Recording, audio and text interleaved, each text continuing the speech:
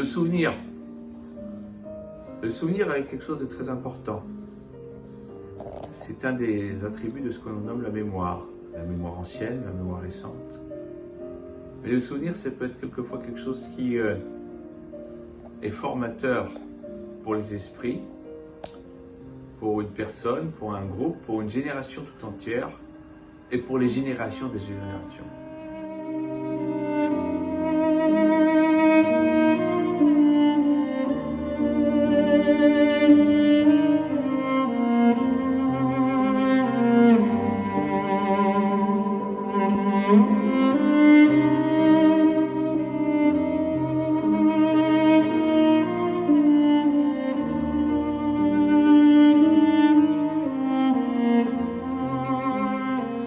Nous allons lire ce Shabbat un passage de la Torah que nos maîtres considèrent comme un commandement positif,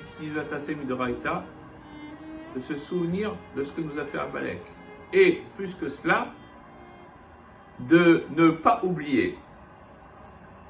Le Bnei Issachar rapporte à ce sujet l'enseignement du Pirkei des Rabbi Eliezer rapporté dans le Yalkut Shimoni. Et dit, l'histoire d'Amalek, c'est une métaphore, un machal, d'un roi qui avait un verger et il a mis un chien méchant pour garder le verger. Et l'ami du roi a été pour voler dans le verger. Et le chien est venu, il a déchiré ses vêtements et il a fait du mal.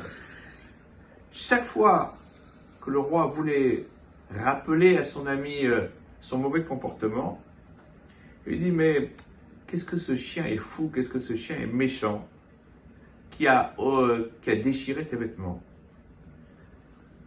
De la même manière, Israël, lorsqu'ils ont dit, est-ce que Hachem est parmi nous ou pas, qu'ils ont commencé à porter atteinte à la foi, à la émouna en Akadosh Baruch Hu, en un Dieu immanent, transcendant, créateur du ciel et de la terre.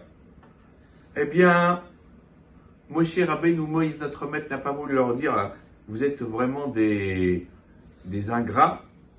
Il leur a dit, Zachor et Asher asa lecha Amalek. Souviens-toi de ce que tu as fait Amalek.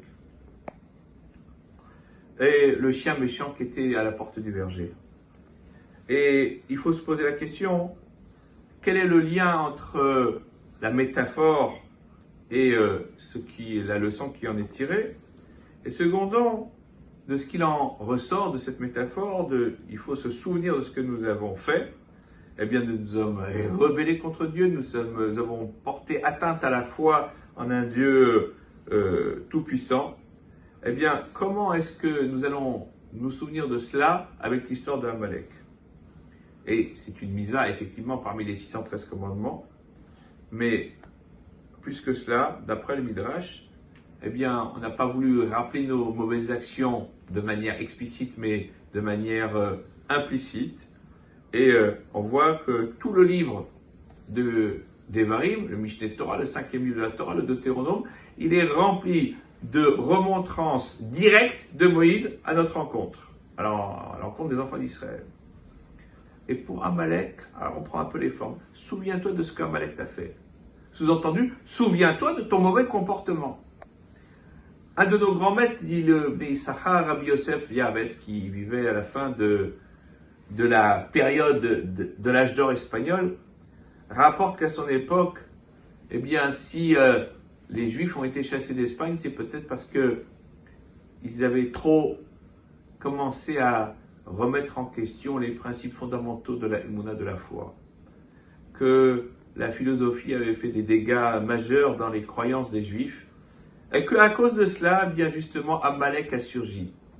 Chaque fois que nous sommes pris en défaut dans notre foi, dans notre émouna sincère, dans la grandeur d'Akadosh Baruch Hu, dans notre acceptation sans condition des mitzvot, Amalek peut ressurgir sous une forme ou sous une autre. Et c'est la raison pour laquelle on lit ce passage de Zachor juste avant Purim, où Aman, descendant d'Amalek, a voulu exterminer tous les enfants d'Israël, parce qu'au départ, nous dit-on, les enfants d'Israël ont commencé par,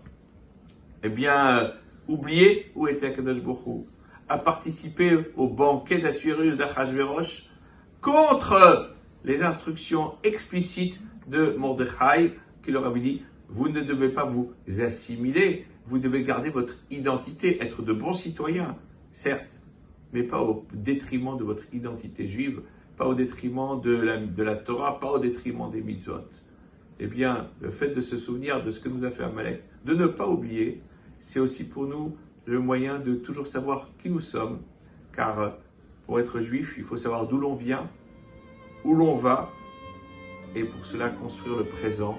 Shabbat Shalom et Purim Sameach.